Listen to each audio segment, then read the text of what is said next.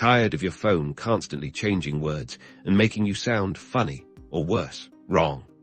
Let's fix that by turning off autocorrect on your Samsung phone.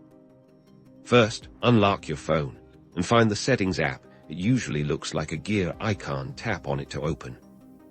Once you're in Settings, we need to find the General Management section. Scroll down until you see General Management and tap on it. Inside General Management, look for Samsung Keyboard Settings or something very similar that relates to your keyboard. Tap on that to access its preferences. Now we're in the keyboard settings. Here, you'll see various options to customize your typing experience. We're looking for the feature that changes your words automatically, which is usually called autocorrect or auto replace. Tap on the toggle switch next to autocorrect or auto replace. To turn it off when it's off, the switch will appear gray or unselected. And that's it. You've successfully disabled autocorrect on your Samsung phone now. You can type freely without those annoying automatic word changes.